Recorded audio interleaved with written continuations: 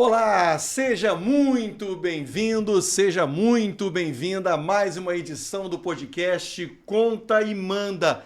E você já sabe, é só acionar as notificações, toca aí o sininho, toca o sininho para receber as nossas notificações e receber sempre um convidado novo como hoje, Rafael Fraga, CEO da Magnitude. Baita prazer em ter você aqui com a gente para um grande bate-papo. Olha, tem muito assunto para a gente falar sobre gestão de carreira, para a gente falar sobre gestão no esporte. Então seja bem-vindo a mais uma edição do Conta e Manda, Fraga. Muito prazer estar aqui, honrado com o convite. Espero que seja um papo bem leve e agradável para todo mundo. Leve eu não sei, porque se prepara porque eu vou te apertar muito aqui. Eu queria já começar esse bate-papo contigo falando de um tema do momento, que eu entendo que seja um tema que está muito na moda e está sendo muito discutido, que é a questão da SAF. Okay. E eu queria saber de você o seguinte, como é que você percebe a SAF hoje no futebol brasileiro? Você acha que já há um modelo consolidado? Enfim, primeiro eu queria te ouvir sobre o que você pensa em relação à SAF no Brasil. A SAF, a lei foi aprovada em 2021. Em 2022... passou a valer no Brasil. É um modelo já consagrado no mundo inteiro. No mundo eles chamam de Ownership Model, que é o modelo de dono, ou seja, os clubes têm dono no mundo inteiro, com exceção de dois mercados relevantes, Brasil e Argentina. No Brasil, a Argentina o Milei ainda está tentando aprovar lá, mas no Brasil, desde 22 para cá, a gente, pelos nossos cálculos lá, acho que são mais de 60 SAFs, contando todos os níveis de clube. Temos 800 clubes profissionais no Brasil e uns 400 amadores. A gente está com pouco 60, mais de 10%, é isso? Mais de 10%. A gente acha que em 2030 o setor provavelmente vai migrar para quase metade disso já em SAF. A gente é muito favorável ao modelo, né? Assim, eu acho que é a arte do possível também, que é a política, né? O que foi aprovado muito provavelmente não é o modelo inglês, que talvez fosse o que a gente sonhasse aqui, que você pode ser 100% dono, você tem uma relação com a associação, mas eu acho que os frutos são positivos. A gente tem uma gestão mais profissional, a gente ainda está um pouco no olho do furacão em relação à mudança, mas olhando para frente, 2030 a gente tem muito esse número lá na nossa cabeça, em 2030 acha que o mercado já vai ser bem mais profissionalizado, mais profissional e mais organizado, e muito provavelmente com muito mais associações virando SAF. E, assim, a gente é favorável por quê? Porque as decisões elas passam a ser um pouco mais racionais. Claro que você tem torcida, você tem pressão de resultado, mas você tem algum viés econômico ali nas decisões, né? Quando você tem uma associação sem fins lucrativos e que ninguém é dono daquilo ali, é muito complicado de você atribuir responsabilidade ao tomador de decisão. Então, a gente nunca foi favorável às associações. Eu sei que existem uns puristas assim que defendem que nunca vai virar SAF, sobretudo as associações que têm maiores receitas aqui no Brasil, né? Acho que Corinthians, Flamengo, dificilmente viram SAF. Eu sempre dou o exemplo do Palmeiras com o Real Madrid, que é uma associação, mas que tem um dono, ou seja, tem uma gestão clara há muitos anos. Então, se for nesse modelo Palmeiras, ou talvez o modelo lá do Florentino Pérez no Real Madrid, eu entendo que funciona, porque você tem um dono, tem um tomador de decisão. Claro que você está sempre à mercê desse dono, né? Pode ser um dono não tão bom, como que aconteceu na SAF do Vasco, eu sou vascaíno, então sofre um pouco mais. Mas eu acho que o modelo de você ter um dono e as decisões serem embasadas em alguma lógica econômica, eu acho que é positivo. E como diferenciar uma SAF, por exemplo, e aí já vou citar um exemplo aqui bem clássico, né, para poder deixar isso bem claro e bem explícito. Vou citar a SAF do Botafogo e vou citar a SAF do Cruzeiro. Ou seja, são duas SAFs, ok? Sendo que uma é administrada, é gerida por um torcedor. Sim. E aí eu me refiro ao Cruzeiro, e a outra SAF é comandada, é gerida por um empresário completamente despido de relações anteriores com aquele clube, que é o John Textor. Sim. O Pedrinho pelo lado do Cruzeiro e o John Textor pelo lado do Botafogo. Você consegue perceber a diferença de gestão, por exemplo, entre essas duas SAFs, por causa desse tipo de comportamento? Ou seja, uma tendo um torcedor no comando e a outra sem ter um torcedor? Sim, eu acho que é diferente, claro, porque o Pedrinho quer ganhar título, provavelmente não está muito preocupado com a questão só financeira, até ele deu uma declaração recente também mostrando essa preocupação com a parte financeira. E o Textor, eu acho que está mais olhando, é um americano que veio para cá... É business. Para o Textor é só business, é negócio. Isso? Pois é, ele acabou fazendo outras compras, né, de outros clubes, ele já era minoritário, eu acho que na época do clube inglês, lá do Crystal Palace, mas ele tem outros grupos, tem outros clubes, né, tem o Lyon, tem o Molenbeek na Bélgica, o Lyon na França. Eu acho que a paixão, assim, a relação do esporte com o público, ela é uma relação que tem uma memória afetiva muito forte. Por mais que o Textor não seja torcedor nascido botafoguense, ele certamente criou um vínculo aí com o clube, né? Um vínculo maior ali emocional. Mas para ele é um negócio, sem dúvida. E o Pedrinho, acho que vai ser, eu não conheço nenhum dos dois, mas eu entendo que o Pedrinho ele quer ficar na história do clube como uma geração vencedora sob a gestão dele, né? Agora, para o torcedor, acho que o torcedor do Botafogo não está chateado com o Textor por ele não ser botafoguense. Porque, de novo, pegando a primeira pergunta, quando você toma decisão econômica ali, ele está vendo uma cidade como o Rio de Janeiro, um estádio como o Newton Santos, né? O potencial histórico que o Botafogo tinha para resgatar toda essa história de grandes ídolos e agora também com grandes títulos. Acho que é uma... Hoje, provavelmente, se o Textor quiser vender o Botafogo, eu acredito que haja compradores a um valor maior, ou muito maior do que ele pagou quando entrou, né? Muito pelo mérito da gestão dele. O Pedrinho, eu já entendo menos ali como é que foi o modelo financeiro, mas eu acho que ele está ali para até ganhar satisfazer uma vontade própria até. Acho que sim. Mas eu já vi ele reclamando um pouco. Os salários são muito altos, talvez o negócio do se assustou um pouco, né? Se assustou. Aí, eu não pensava como negócio, talvez o futebol não tenha tanto lucro, mas eu acho que o Arsenal acho que mostrou na época do Wenger, que não ganhava título quase, mas deu muito dinheiro para os acionistas. A gente tem vários modelos, né? Acho que não tem nenhum modelo que é o certo ou que é o errado, né? Muito provavelmente o Flamengo não vai virar uma SAF no curto prazo, né? Apesar de algumas tentativas. Porque enquanto estiver disputando título, acho que as pessoas vão falar, não, a gente não vai vender o clube. Acho que a ideia de vender o clube é sempre uma ideia que dá medo nos torcedores, né? Porque pode cair na mão de um cara que não tem nenhum amor ou pode rebaixar o clube. Mas eu entendo que o modelo de você ter dono, quer seja ele um apaixonado, ou quer seja ele um homem de negócios, mas que olha para aquilo como decisão econômica e faz o que é melhor sob a ótica de vencer títulos, gera mais receita também. Então você tem uma lógica econômica também em vencer títulos. Claro que não a qualquer custo, porque você pode também ter muito mais dívida para vencer o título e ficar na história, que era mais ou menos o modelo associativo anterior. Qual era o incentivo que o presidente de uma associação tinha? Só vencer títulos. Mesmo que o clube quebrasse depois... Mesmo do tamanho do endividamento? Claro, porque você só tinha um incentivo, né? Assim, fora os incentivos perversos. Mas o incentivo mesmo de gestão, vamos dizer assim, purista, é você ganhar um título e botar uma foto no quadro ali na parede do seu clube do coração. Aí quando você for para outro plano aqui e morrer, você vai ficar na história. Mas o clube quebrou, ou a dívida é impagável. Isso aí acaba que não é muita sua preocupação. Eu acho que tanto o Cruzeiro quanto o Botafogo, os donos não podem ter essa visão hoje. Sendo torcedor, não. Ele não pode abandonar a lógica econômica e endividar infinitamente o clube, né? Porque aí o clube vai valer zero na prática, né?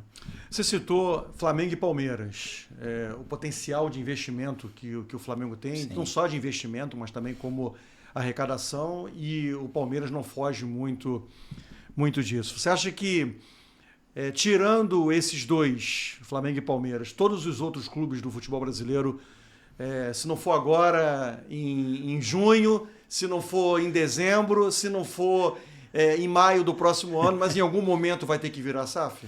Por causa da concorrência? Eu acho que o que vai acontecer? Se você continuar competitivo sendo uma associação, o ambiente político vai permitir que você continue com esse modelo de não ter um dono. Se em algum momento esse modelo parar de vencer títulos, eu acho que necessariamente haverá o debate em relação a trazer um investidor para poder voltar a ganhar títulos. Então, por hipótese, o Flamengo hoje disputa todos os títulos. Se o Flamengo passar a não vencer títulos por 2, 3 temporadas, eu imagino que a SAF vai ser um caminho natural para eles, pelo menos, debaterem dentro da associação. Palmeiras, hoje, não é uma SAF, mas tem um dono, tem um grupo controlador. Né? O Florentino Pérez sempre fala isso, está há 25 anos no Real Madrid. E o Real Madrid não tem dono. Tudo bem, não tem dono. Na parte jurídica não é uma SAF, né? Não é uma empresa, mas tem um dono lá, tem um cara que toma as decisões e transformou o clube positivamente nos últimos 25 anos. O Barcelona também é outra associação, que o pessoal sempre cita. Deixaram o melhor jogador do mundo sair gratuitamente, que falaram que o salário dele era caro. Sim. Nossa, como a história vai julgar isso, né? Ou seja, um clube de dono deixaria o Messi sair do Barcelona? Eu acho que dificilmente. Então você vê lá, por exemplo, o esporte americano, que está muito na frente do resto do mundo, o treinador lá do San Antonio Spurs, que é muito conhecido, o Greg Popovich, está se aposentando como treinador, vira presidente da instituição. Ou seja, ele cria um senso de pertencimento ali. Dificilmente o dono vai querer abrir mão de um cara desse tamanho, né?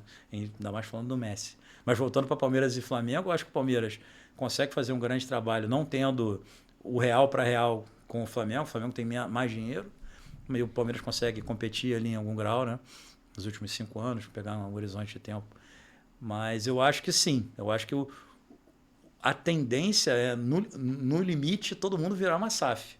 Agora, você tem exceções, na top 30 do mundo você tem essas exceções. Tem o de faturamento, você tem o Real Madrid, tem o Barcelona, eu acho que o Flamengo agora entrou no top 30 de faturamento do mundo. Sim. Então são exceções. O Flamengo recentemente, salvo engano, em termos de faturamento, ele, num comparativo com os clubes da Premier League, o Flamengo estava em 12º lugar, num comparativo, né, do tamanho de investimento só com os clubes da Premier League, por exemplo. Sim, lá, né, na magnitude, a gente tira a Arábia, porque a Arábia distorce um pouco essa análise, que é muito dinheiro lá e tem jogadores de altíssimo nível. Mas das ligas europeias, nas ligas globais, o Brasil hoje, na nossa análise, é como se fosse a 6ª liga do mundo, excluindo a Arábia. Ou seja, é um campeonato muito competitivo, com muito recurso, e eu acho que isso seria inviável pensar se não fosse as SAFs traindo dinheiro externo desde 2022. Muito dinheiro externo veio, você teve uma inflação de custo relevante em termos de salário de profissionais e de atletas, prejudicou ou dificultou a transição dos jovens, porque você tem 9 estrangeiros que podem jogar, você tem muito recurso, a mentalidade ainda é muito curto-prazista aqui, você manda embora o cara que perde 3 jogos, então o treinador também tem menos apetite para arriscar. Então você tem alguns efeitos já da SAF sendo sentidos aqui, os efeitos. Agora, eu acho que é positivo, assim, acho que o saldo vai ser positivo para o setor, porque você vai atrair profissionais mais preparados, porque você tira aquela zona cinzenta de ter gestão fraudulenta. Ah, mas não tem corrupção com a SAF? Não, tem corrupção na Finlândia, mas você reduz muito o ambiente para que haja esse tipo de interlocução mais torta. Então, eu acho que a SAF, ou o ownership model, se a gente for pensar no mundo, não é um modelo que o Brasil está inventando, não tem nada de novo que a gente está fazendo. A Premier League nasceu com a Margaret Thatcher falando, olha, eu não vou, o cidadão inglês não vai financiar esse setor, não vou dar isenção fiscal. E aí o setor se transformou e virou a maior liga do mundo de futebol. Então, acho que o Brasil tem que ir para um caminho parecido, claro, não vai virar a Premier League, mas a gente é o maior exportador de atletas, mais que o dobro da Argentina. A Argentina, acho que tem 5% do mercado, a gente tem 11%. Então, o Brasil é o maior exportador disparado de atleta.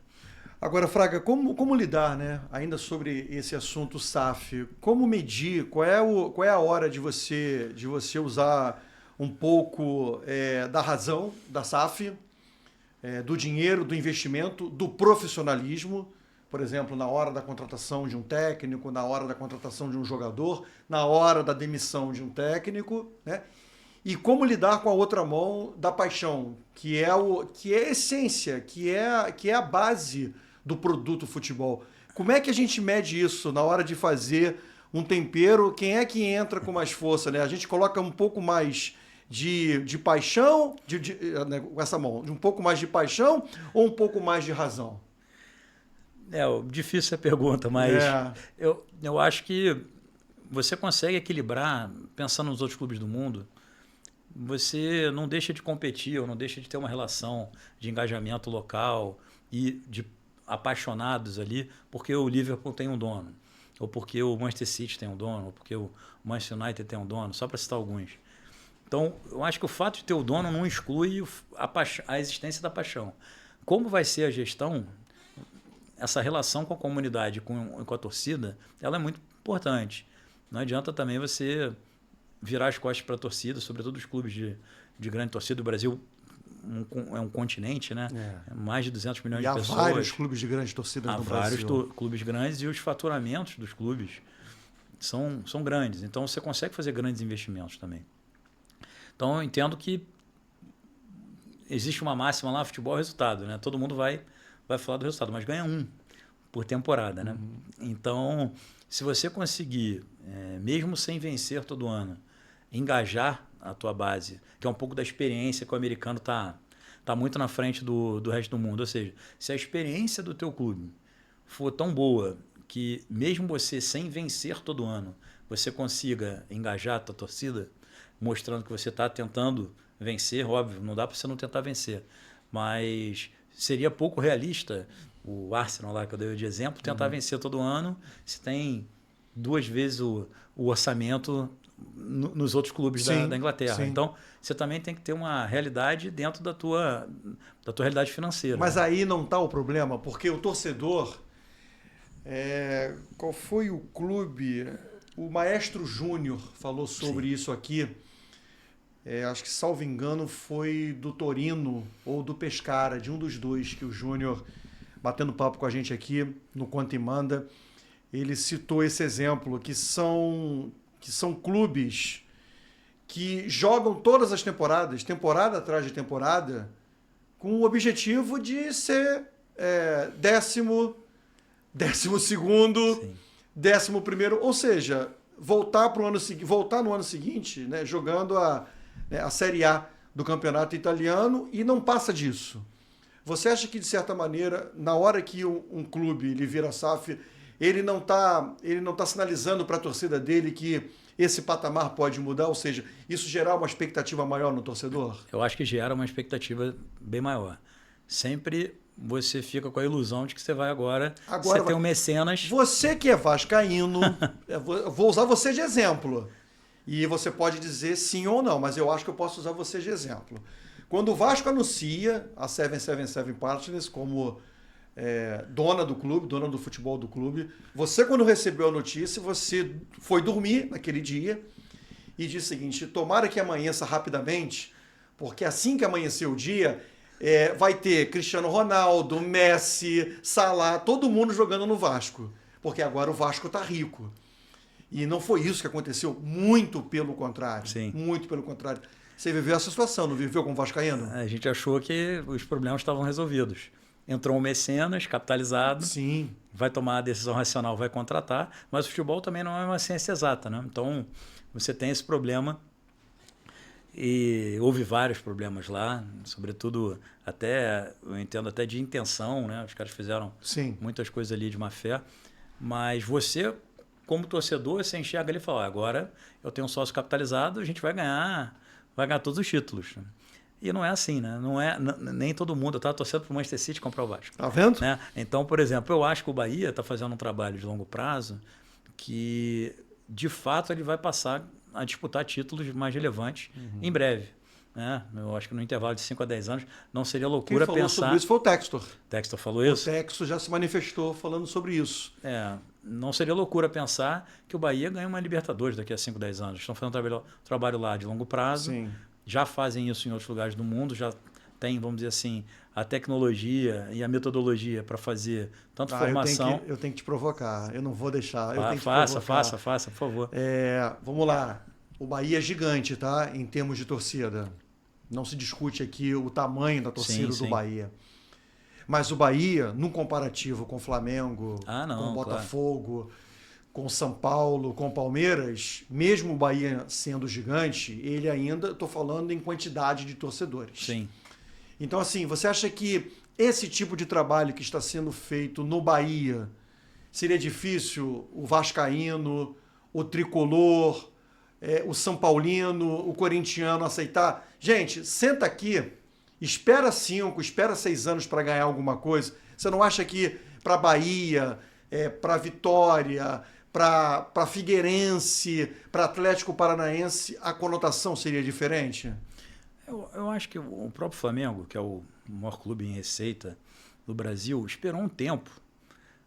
Quando a gestão do Bandeira, primeira gestão... Mas olha o que ele foi... Ele sofreu. O que ele tomou de pancada e o que mais se ouvia, Fraga, era o seguinte, a torcida dizia, o Flamengo não é banco. Porque ele dizia da importância de sanear o clube. Sim. E tudo mais. E o que mais se ouvia do torcedor era o seguinte, para com esse negócio, para de guardar dinheiro, porque o Flamengo não é banco. Sim, eu quero vencer. Eu quero ganhar, eu quero título, eu tenho sede de título. Sim. O Flamengo é um clube que se alimenta de títulos, como os grandes clubes do futebol do Brasil. Então, o Flamengo fez um dever de casa que foi importante, que permitiu que ele desse esse salto quântico e hoje fique tão dominante no mercado brasileiro e até mercado sul-americano. Dificilmente seria possível se ele não fizesse esse dever de casa.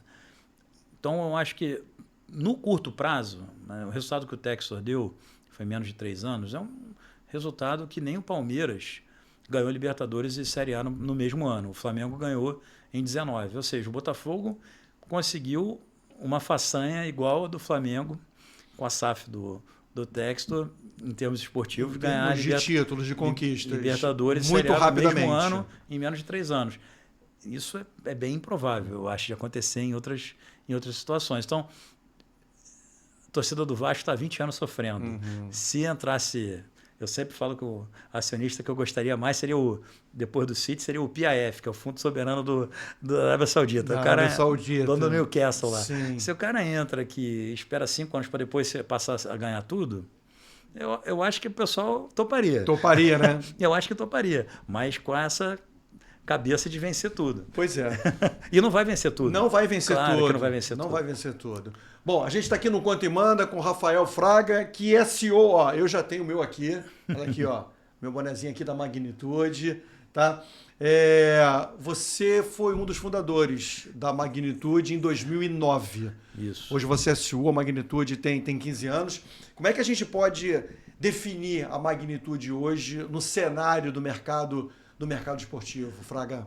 A Magnitude é uma agência de esporte e entretenimento. A gente fez uma remodelagem da marca em 2014 para 2015, justamente quando a gente percebeu que o setor não é só uma modalidade esportiva. Ela é um setor, o americano chama de show business, sportainment. A gente até pegou emprestado esse nome de esporte e entretenimento, colocou na nossa logo, é Magnitude Sport Entertainment Group, né? Então, a gente se posicionou como uma empresa global e de esporte e entretenimento. E dali, a gente diversificou as linhas de negócio. Então, a gente tem o futebol, o principal negócio.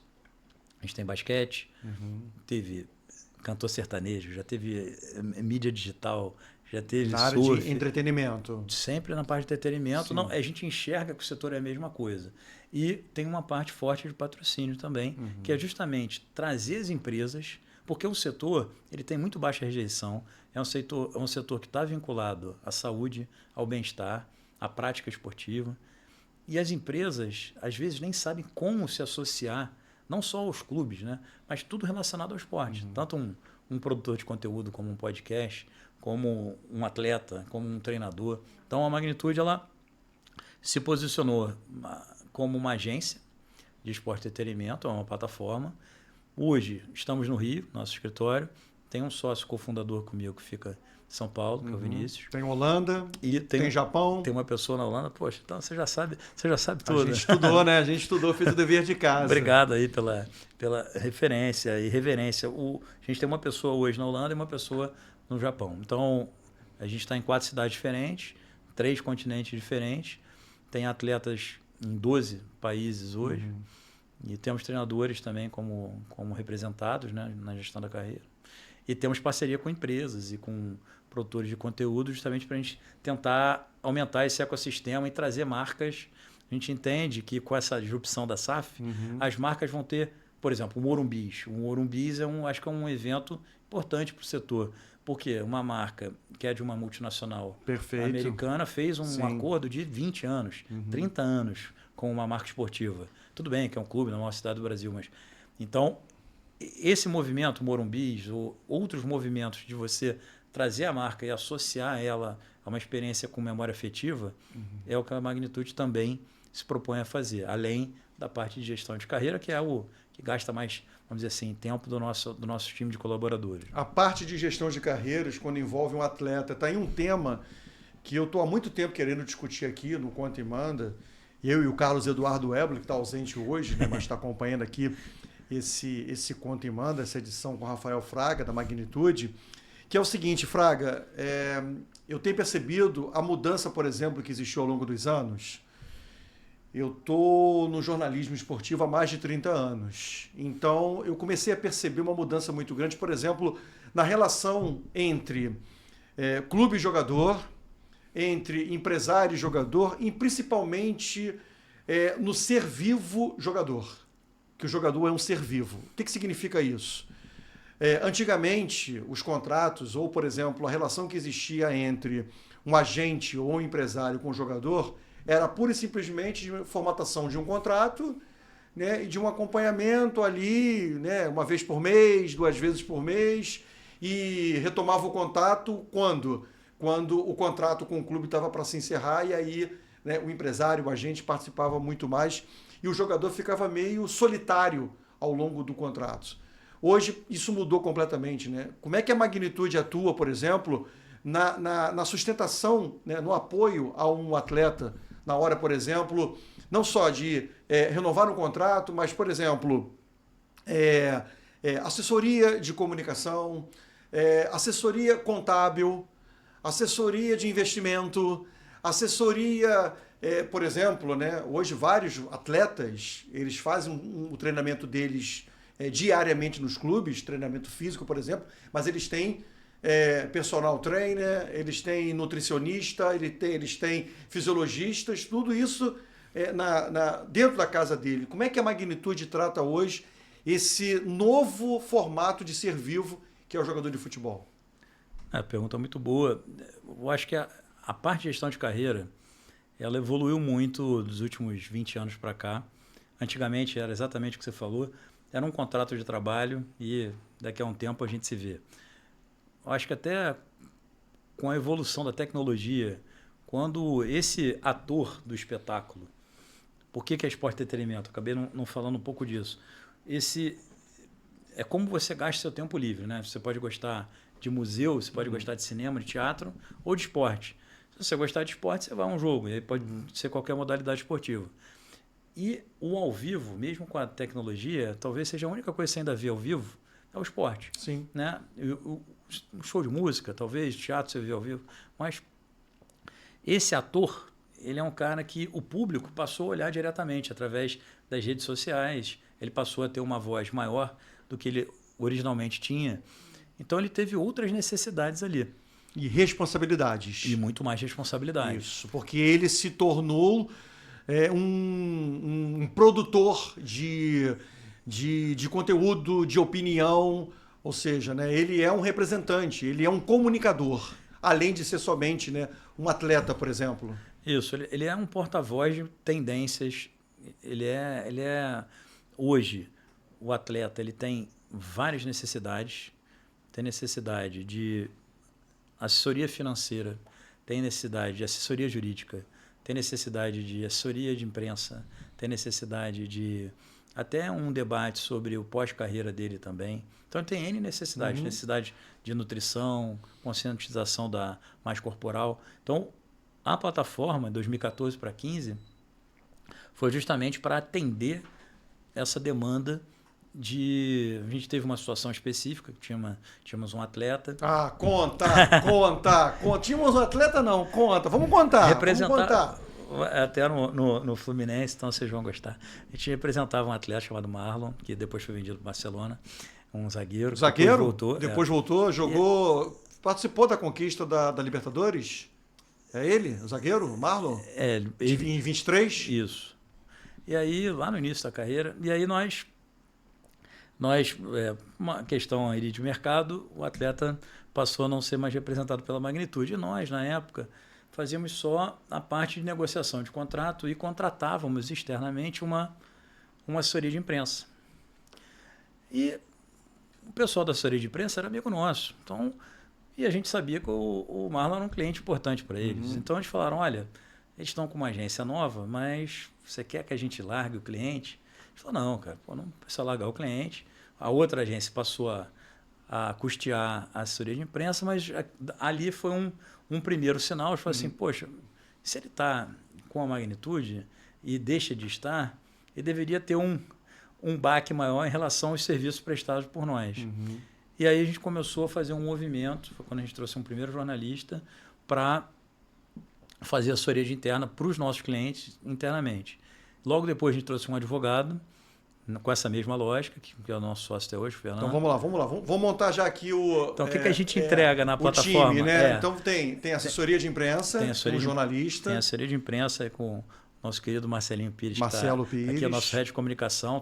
Tem o Lucas Pessoa, que é um analista de comunicação que faz parte de gestão de mídia social. Perfeito. Aí tem o Fernando Guitt, que é o nosso sócio, que toca toda a parte jurídica, é um advogado. Né? Claro, ou seja, que ele faz outras coisas. Isso aí significa o seguinte, por exemplo, o jogador ele recebe uma proposta para ser patrocinado por uma marca de esporte. E aí a assessoria jurídica que discute os termos do contrato e tudo isso. Dá o suporte ao jogador. Isso.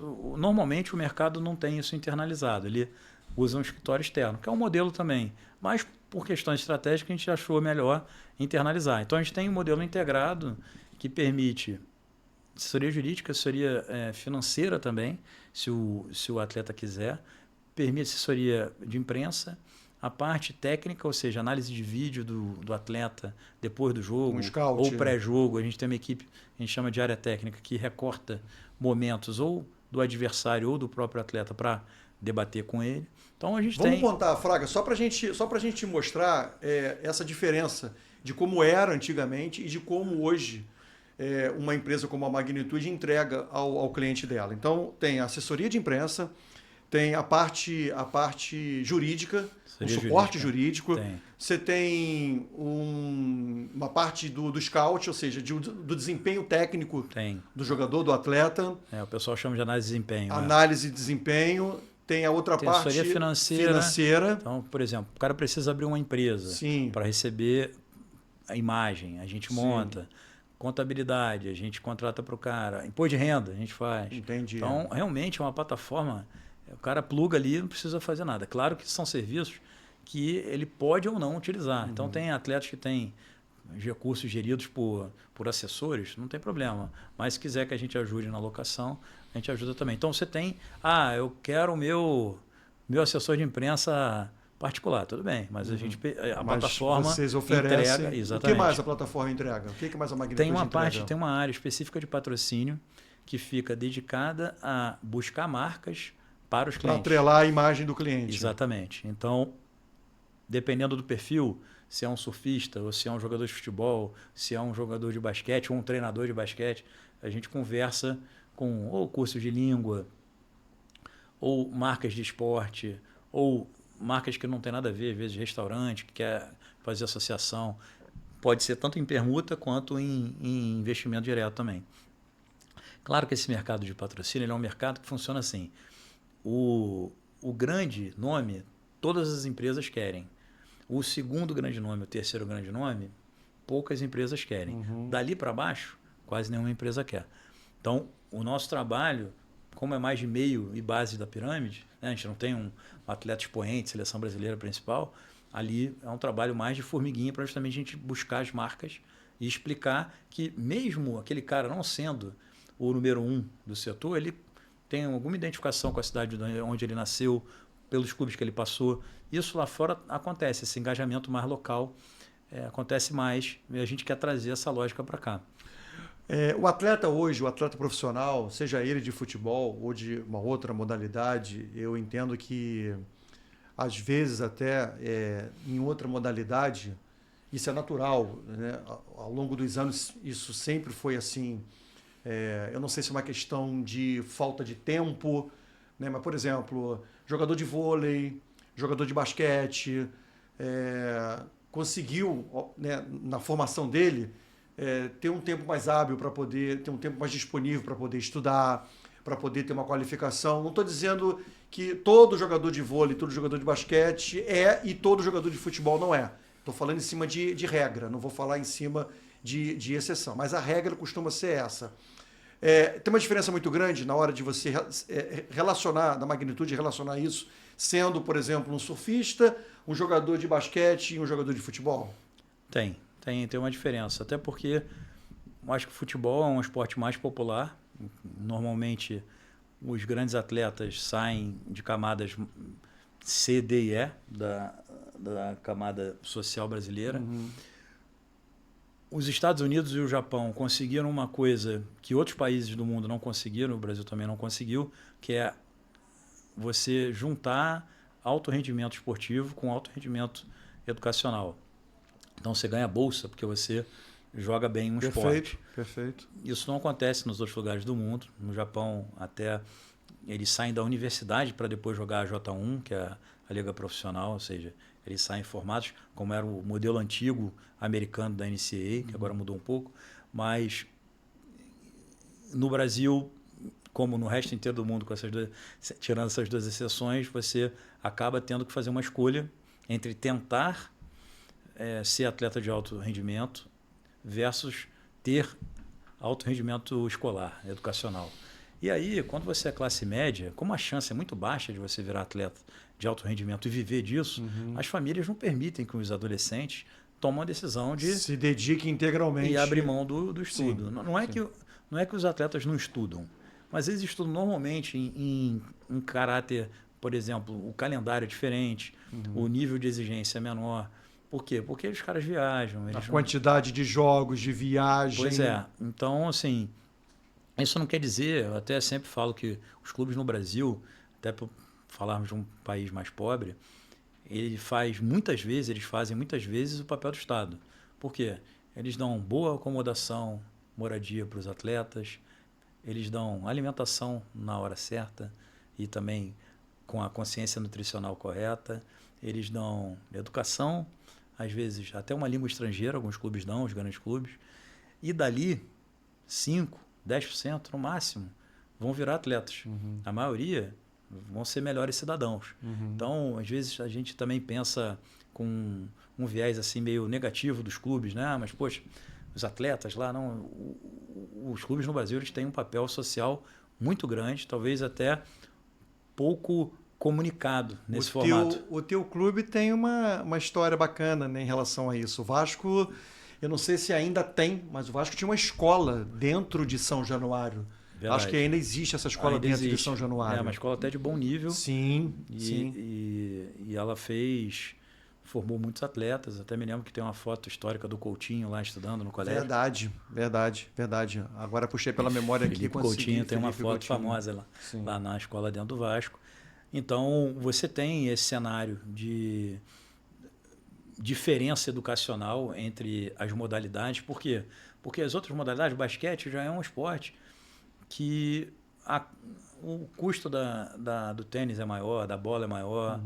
Para o menino se interessar, ele precisa de uma estrutura, não pode jogar na várzea. Então, ele já tem que ter acesso a uma estrutura para poder jogar.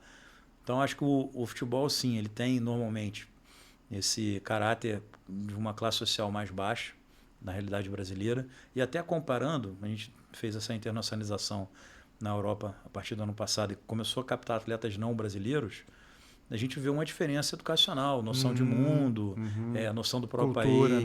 Né?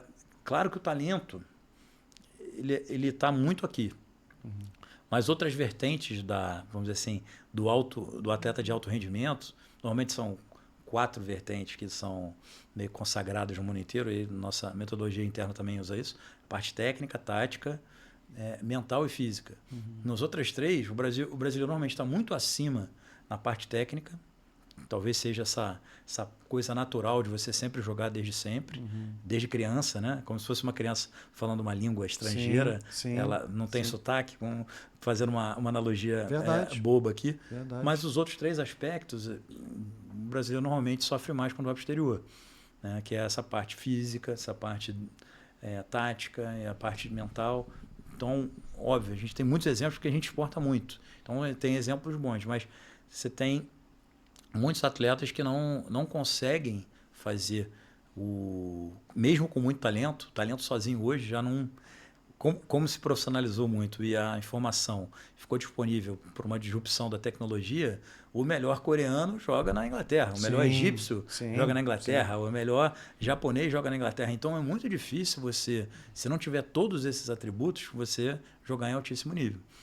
Queria falar um pouquinho do mercado japonês, né? Já que é um mercado bem interessante para a magnitude, inclusive até com negociação de jogadores. Deixa eu puxar pela minha memória aqui o Matheus Sávio, que é um jogador que vai jogar no futebol japonês. E um fato raro acontece, né? Ele sai de um clube e vai para um outro clube, né? Acho que ele vai para o Urawa, não é isso? Isso. Saindo do Reysol. Do Caxias Reysol.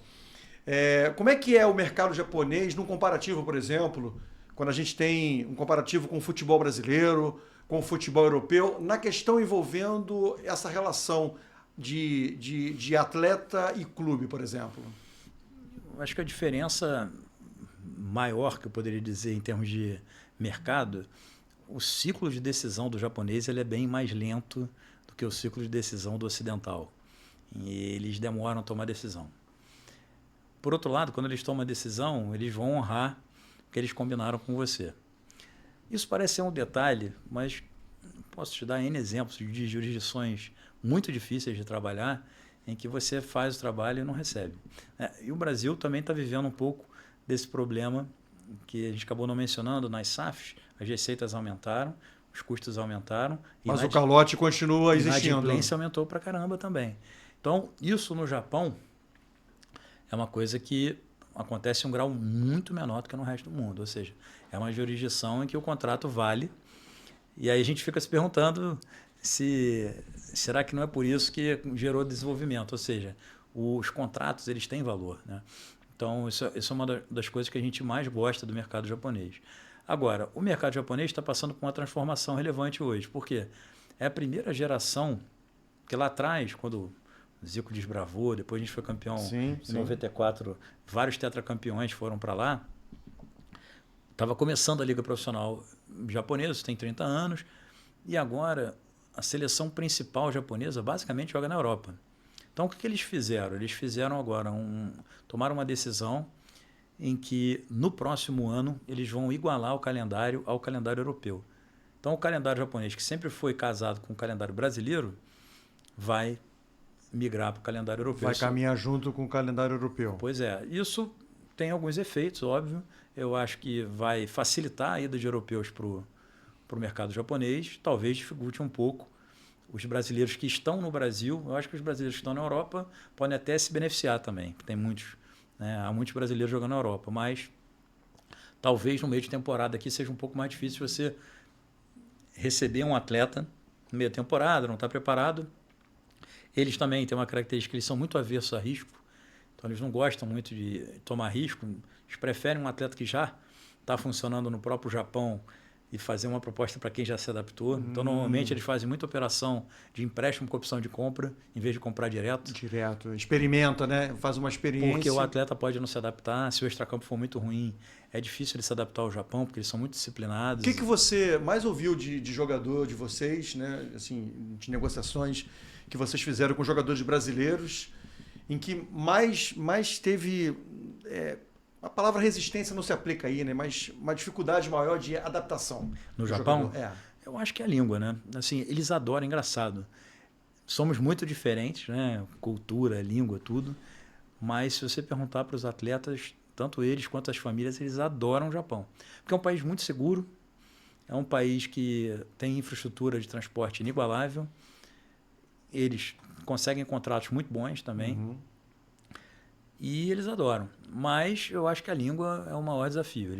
A comida, mal ou bem, a gente tem uma comunidade grande brasileira lá e tem uma comunidade, a maior comunidade japonesa fora do Japão é no Brasil. É um pouco curioso, mas é o país com maior número de japoneses fora do Japão, por questões históricas. Então, você ainda consegue comida, você consegue dar um jeito ali, de alguma forma, se conectar ao Brasil. Mas você tem a língua, você tem um fuso horário também. O frio nem tanto, né? Não é tão... Depende da região. Depende, claro, mas não é, por exemplo, como... você vai jogar na Alemanha, você vai sofrer com o frio em boa parte do ano. Pois é. Né? Você vai jogar na Itália, você tem essa dificuldade. Exatamente. Se for para o norte da Itália, você vai sofrer. Sim. Depende do lugar do Japão, mas, claro, mais para o norte é frio. Bem mais frio do que para o sul. Mas eu acho que a língua, se eu fosse eleger acho que a língua é o maior. Fuso horário, porque normalmente eles não querem desconectar do Brasil, né? A verdade é essa. E você tem que desconectar para funcionar bem. Você joga no horário... Isso parece cobertura, né? De competições internacionais que a gente da imprensa costuma fazer. Por exemplo, Copa América, Olimpíada. Você trabalha com o horário do Brasil... E você trabalha com o horário da competição. Está sempre trabalhando. Está sempre trabalhando. Né? Por causa do fuso horário, você não tem como casar uma hora de descanso ali. O que você, teoricamente, estaria descansando com o horário brasileiro, você está trabalhando. Por exemplo, uma Copa do Mundo na Europa, né? Que você tem um fuso de 4, 5 horas. Então, quando, teoricamente, o teu horário de descanso no Brasil é para ser executado, você está em atividade. Né, cobrindo uma competição, por exemplo, como uma Copa do Mundo, seja na França, seja na Alemanha, enfim, em qualquer país da Europa. E aí, quando o dia da competição acaba, você tem que demandar, você tem uma demanda toda do teu trabalho aqui no Brasil. Para a confecção de contrato, o que foi mais curioso que você já viu na hora de estabelecer um contrato entre um jogador brasileiro e um clube japonês? Das duas partes, o que um pediu para colocar no contrato mais excêntrico e o clube também exigiu? Uma coisa que a gente vê muito no Japão, eles gostam de colocar em contrato toda a parte de custo logístico pela distância. Normalmente os clubes maiores assumem esse custo. É engraçado que a gente, por exemplo, fez uma operação no Milan ou no Nice da França, operações grandes, que os atletas foram comprados por valores altos e eles não têm essa política. Então, é uma política bem familiar ao Japão, nas famílias e dos atletas conseguirem que os clubes custeiem, porque realmente é alto, né, o transporte, né, o aéreo, né, com quase 30 horas de voo. Então, essa é uma coisa que não é tão comum no resto do mundo, mas no Japão é bastante comum. E uma coisa que a gente vê no Brasil, que eles têm muito pouco histórico de venda de atletas muito altos, eles não vendem tanto. O Brasil é o maior exportador, vende muito.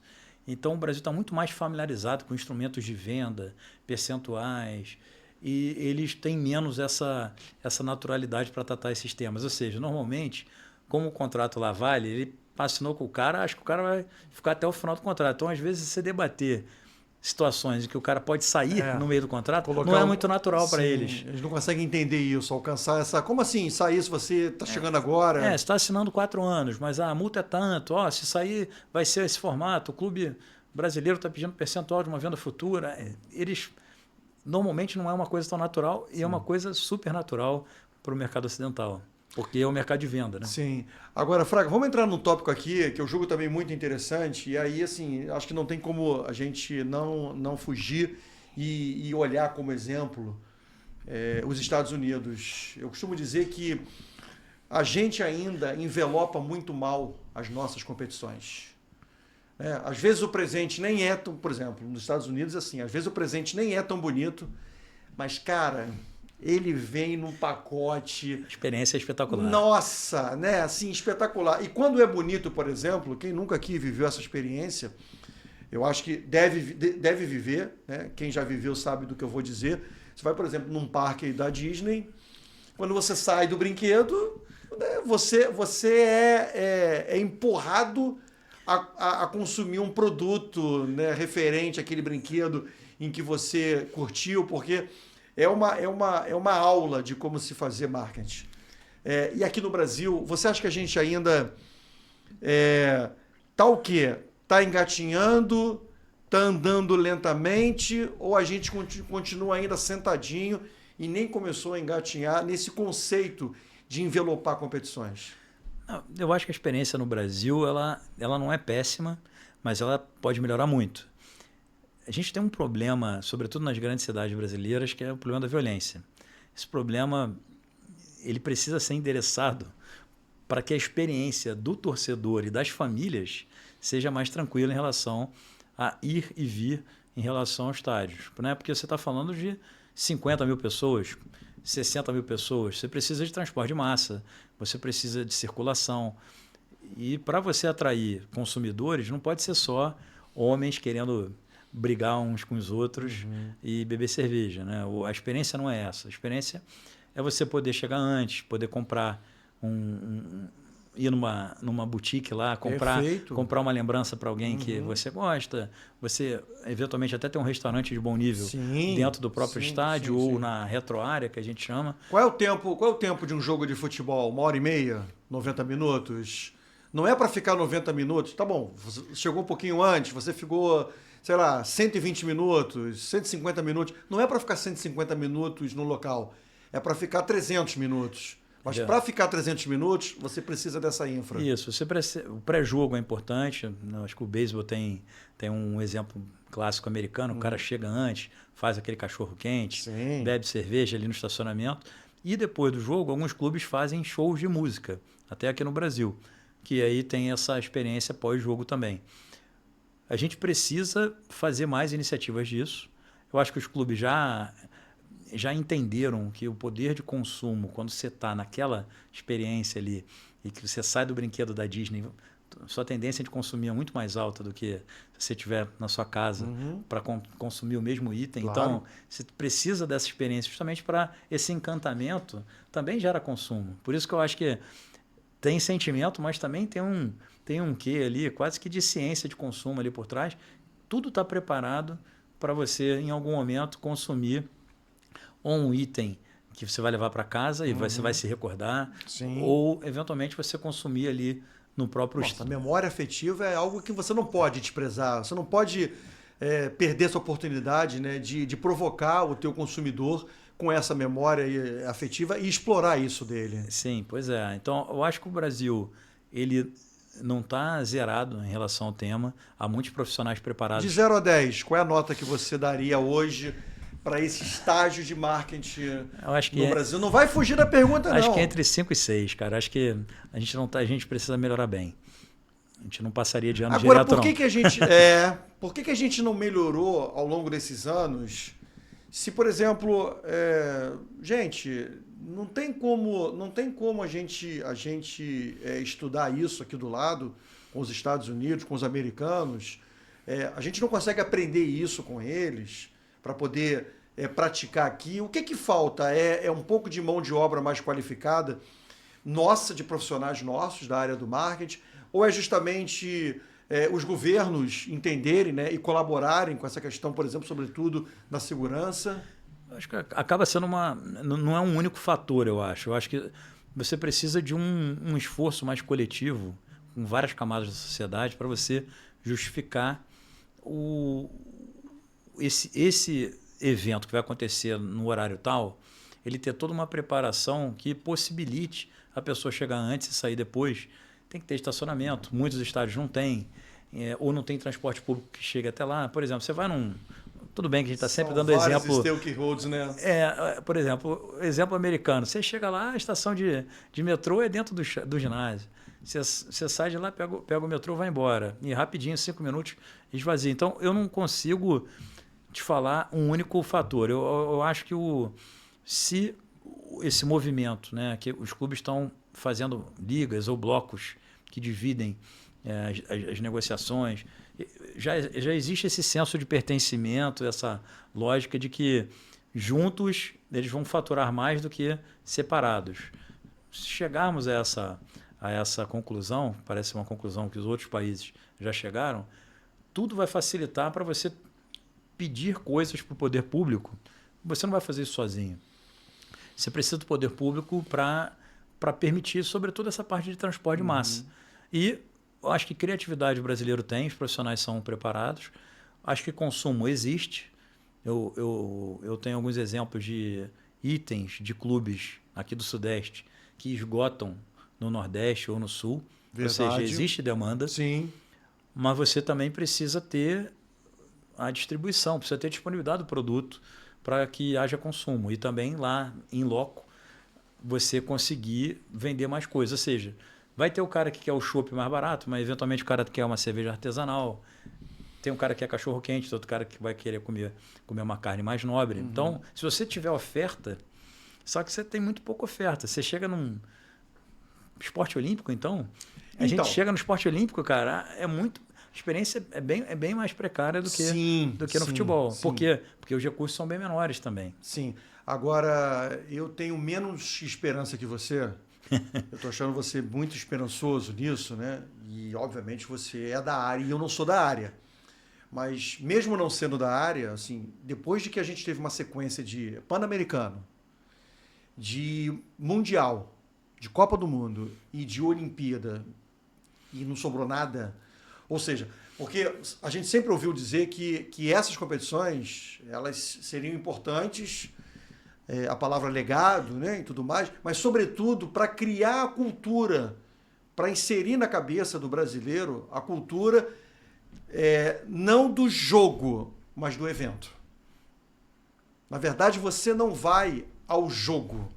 O jogo se transforma no evento. Perfeito. Você consegue ter essa esperança, mesmo depois de a gente ter tido essas 3 competições, né, sobretudo Mundial, quer dizer, sobretudo Copa do Mundo e Olimpíada, e a gente não ter aproveitado isso? O Rio teve uma oportunidade de ouro. A gente falou única. A sequência foi essa: Pan-Americano, 2007, é isso 2007, mesmo. Copa em 2014. Copa das Confederações 2013 e Olimpíada 2016. Em 2016. A parte de transporte, a gente teve um legado, né, que foi o metrô chegando até a Zona Oeste, né, até a Barra. Isso aí foi uma estação só. Esse foi o problema. Não, vou contar. Uma ação. Uma ação. O resto eu acho que o BRT, né, também pode dizer que foi, mas mesmo assim não funciona de forma plena. E as arenas, elas foram praticamente sucateadas, salvo engano, as arenas olímpicas. Sim. Então, esse foi um grande problema aqui do Rio. Mas a oportunidade de ouro que não foi bem aproveitada, não viramos Barcelona, infelizmente, né? Barcelona acho que se beneficiou bem é o grande exemplo, né? 92, das Olimpíadas. Agora, eu acho que o futebol é tão grande, envolve tanto recurso, que tem grande chance das experiências do futebol também ajudarem. Eu sempre falo isso, pode parecer pouco intuitivo. Eu acho que a profissionalização do futebol, que é o que a gente está vendo aqui no Brasil, já tardia, vai ajudar muito os esportes olímpicos. Por quê? Porque essas associações, elas não vão deixar de existir. O futebol está sendo tocado de forma profissional por algum grupo investidor, mas você ainda tem essa base de torcedores dos grandes clubes brasileiros que vão torcer no basquete, no vôlei, para esse mesmo clube. Então, essas instituições centenárias têm essa base fiel de consumidores. Então, não faz sentido você não investir como associação, você não investir, dado que o futebol já está profissionalizado e tem um investidor externo, você não investir para desenvolver os esportes olímpicos. Então, não por acaso, eu acho, depois da SAF lá, o Vasco montou basquete, o Flamengo, depois que se organizou no futebol, montou todos os clubes, todas as modalidades olímpicas com dinheiro de incentivo. A ginástica do Flamengo ela é referência e base para conquistas, né, do Brasil nos Jogos Olímpicos, em competições mundiais, em campeonatos mundiais, né? Fraga, em relação à relação marca e clubes, por exemplo, quando eu falo relação marcas e clubes, um comparativo, por exemplo, que a gente tem entre Brasil e Europa. Você acha que as marcas elas estão mais se sentindo mais confortáveis em investir no Brasil, ou existe ainda um pouco de receio, né, de colocar dinheiro em clubes com medo, por exemplo, da gestão desses clubes? Eu acho que tem melhorado. Acho que tem melhorado. Claro que a gente está tendo um tsunami de casas de aposta, né? Então, estão basicamente dominando a cena dos principais patrocínios, mas que também tem que ser olhado com cuidado. Mas eu acho que as marcas já estão olhando para os clubes e enxergando uma gestão mais, em alguns casos, obviamente, tem vários casos ruins aqui que a gente pode debater, mas você olha para uma SAF que está bem organizada, com um acionista olhando ali no detalhe os gastos e tentando fazer um projeto realmente disruptivo e de longo prazo, eu acho que a marca fica mais confortável de fazer o movimento de se associar. Antigamente era inviável. Próprios bancos, ninguém dava crédito para clube. Hoje em dia os grandes bancos brasileiros conseguem conversar com os clubes. Dão crédito, antecipa a receita. Antes era inviável. Então, eu acho que o mercado está... É porque a gente está exatamente nesse início, né? 2022 para cá é muito pouco tempo. Está falando de um mercado, clube de A e B, que fatura 10 bilhões de reais, 2 bilhões de dólares mais ou menos no ano passado. É um mercado ainda que eu acho que é muito pequeno para o tamanho da economia do Brasil. O Brasil é 2 trilhões de dólares. Então, se esse esporte, que é um esporte mais popular do mundo, e a gente é o maior player de exportação do mundo, se organizar dentro de uma economia grande, com população muito grande, a gente já virou a Inglaterra da América do Sul. Eu já enxergo isso. Tem equatoriano, colombiano, argentino, uruguai. Totalmente. Então, a gente já virou a liga principal do continente. Sim. Se a gente pensar nisso um pouco para frente, eu acho que tem chance de melhorar bem. Mas eu tenho viés. Tenho esse viés mais otimista, achando que o mercado vai se transformar. E as marcas vão querer, sim, se associar. E não é caro, porque você pode ser criativo. Por exemplo, você pode fazer um name rights da sua base, que é que eles chamam de academy lá fora. Sim. Ou seja, uma marca que ajuda os atletas a tentarem virar jogadores profissionais. E o câmbio hoje favorece muito as empresas estrangeiras. Claro, fica muito barato em dólar. Para eles, sem dúvida. Muito barato. E aí você tem uma pegada mais social, porque, como eu falei, 5%, 10% vai virar jogador profissional, o resto vai virar melhor cidadão. Essa visão, esse empacotamento que você falou, é fundamental da indústria melhorar esse empacotamento. Porque você tem que tirar esse passado de, olha, só tem um setor informal, pessoas despreparadas, mal intencionadas. Tem que tirar isso tudo e levar para um outro lado. O setor que está sendo profissionalizado, o Brasil é relevante nesse setor, é o maior campeão do mundo, de Copa do Mundo, é o maior exportador de atletas de futebol masculino. Sim. O feminino é uma potência. Copa Cadê do o Mundo retorno vai ser disso? aqui. Né? Cadê o retorno disso em termos de investimento, de exposição dessas marcas no futebol brasileiro?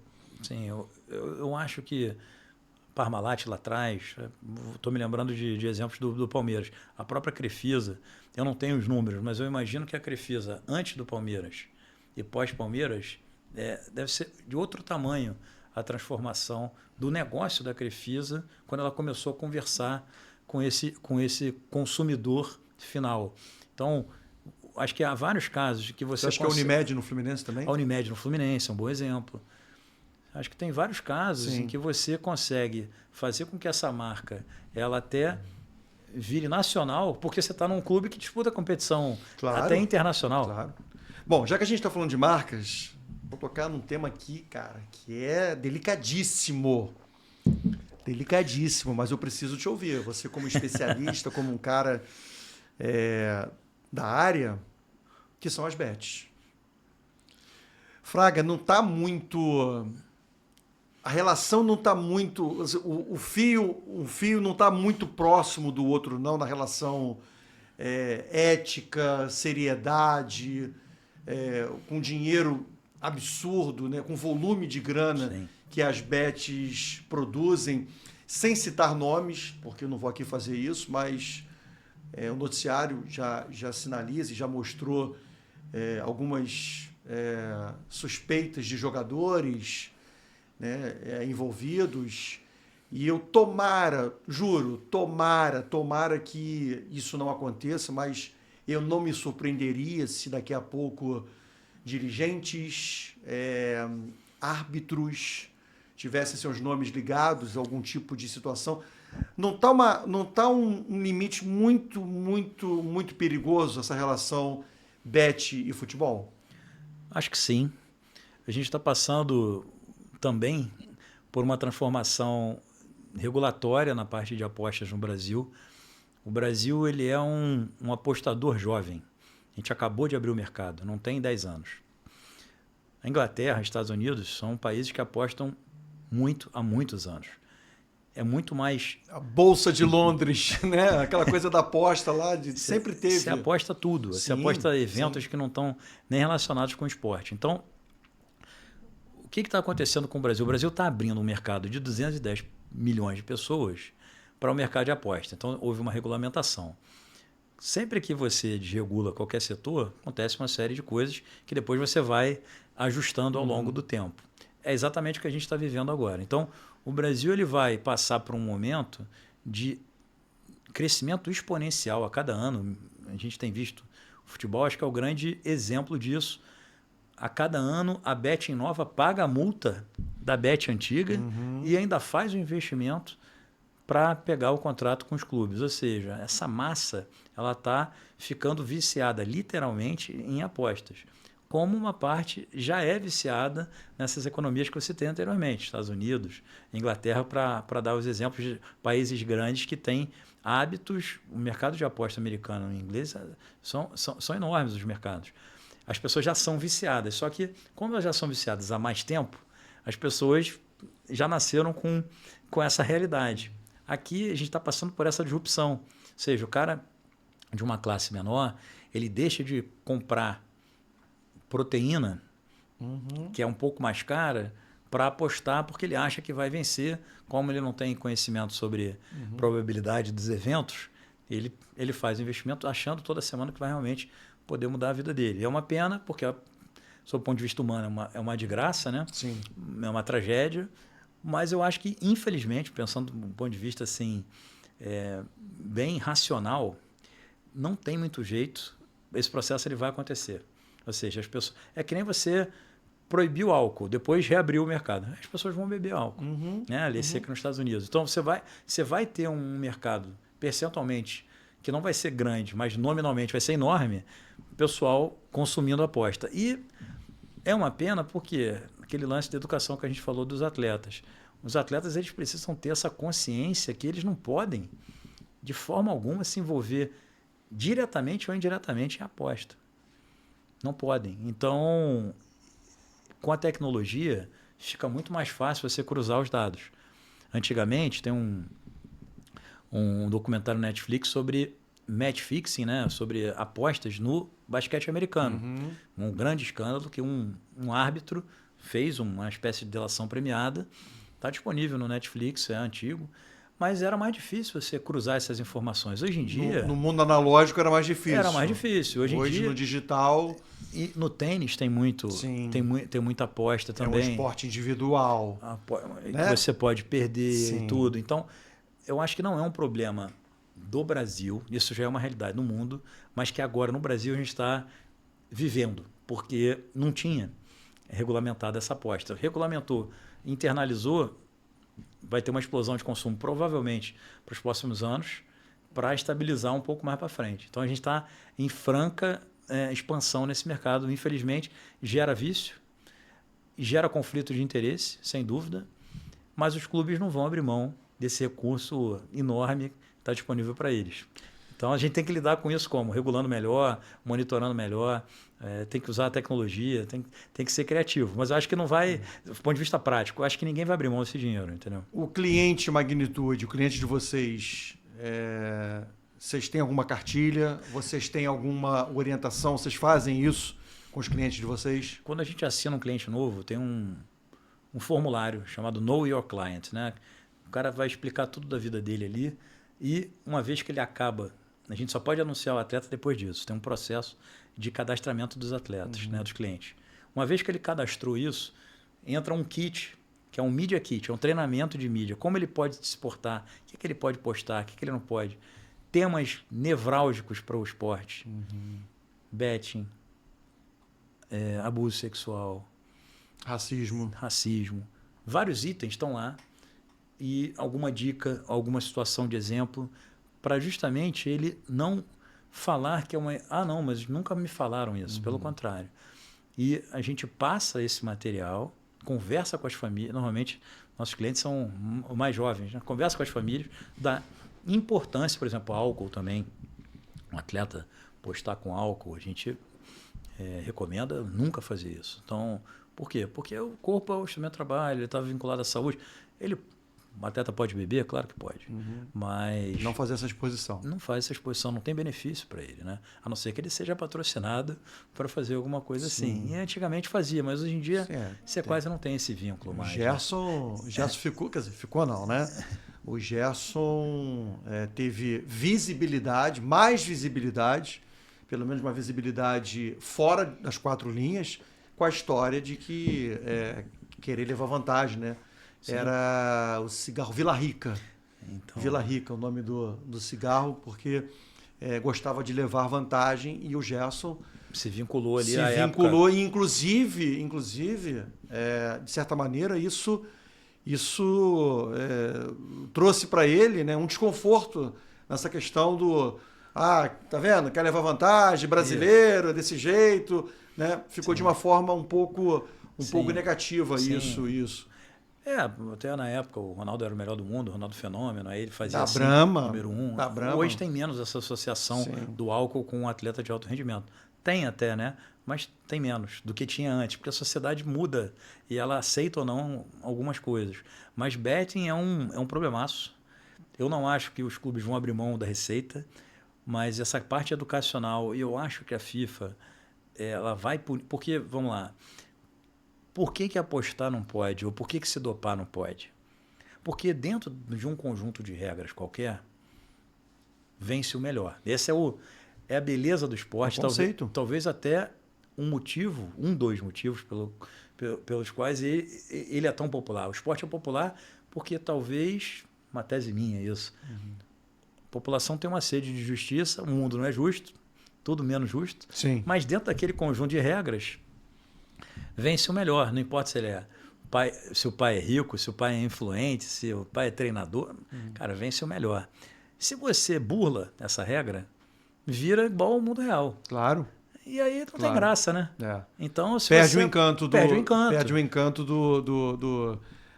do esporte e da atividade, na verdade. Isso, e aí se você se dopa, ou se você combina o resultado, né? Por isso que a tecnologia eu vejo com bons olhos. Por exemplo, o cara mete a mão e elimina a Irlanda na Copa do Mundo, lá, o Thierry Henry, um grande jogador. Sim. Mas não é para ser assim. Claro. Por quê? Porque é uma injustiça.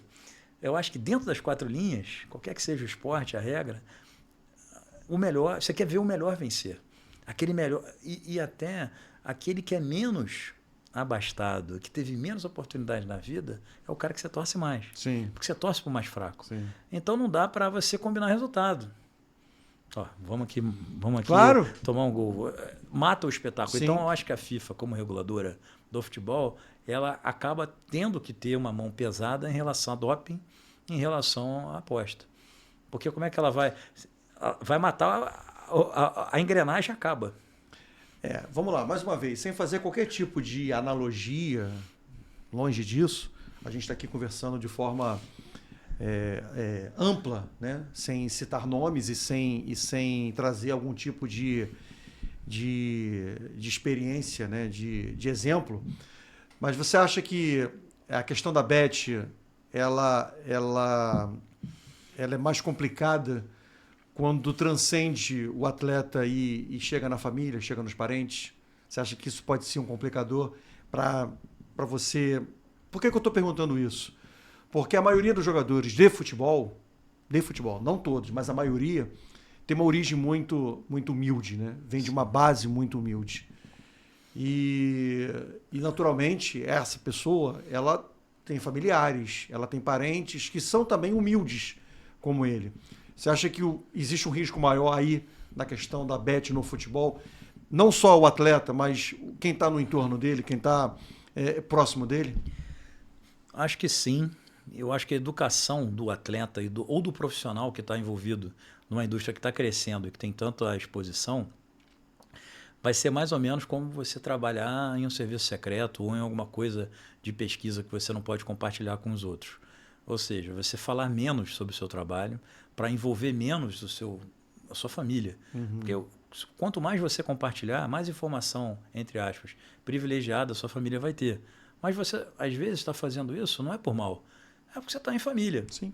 Se você tiver treinado que o que você faz no trabalho não é para ser compartilhado, e não é, há vários trabalhos, várias atividades que são assim, você não pode falar do trabalho em casa. Sim. E aí isso facilita, porque aí você evita que tenha aquele incentivo, aquele desejo de tentar se beneficiar com aquela informação que ninguém mais tem.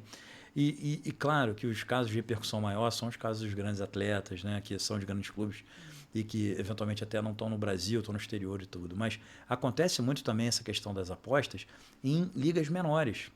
Por quê? Porque os valores ofertados para os atletas, que são são humildes e ganham mal, faz muito mais diferença esse valor. Claro. Então, também é o que eu acho que a tecnologia, essa parte de inteligência artificial, Big Data, isso vai ajudar a controlar e a achar mais casos de apostas, e você tem vários grupos globais que fazem isso, não é só no Brasil, e a gente tem que estar atento, porque é um problema com profundidade bem maior. Não é na Liga Brasileira que acontece isso. Sim, não é na Série A.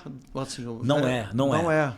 Do Brasil, não até, é. Até já aconteceu na Série A, mas não é o foco principal. É global esse problema. Sim. E a gente está entrando nesse problema agora. Por quê? Porque a gente não tinha regulamentação para apostar. Agora que tem, está tendo uma chuva de adébitos.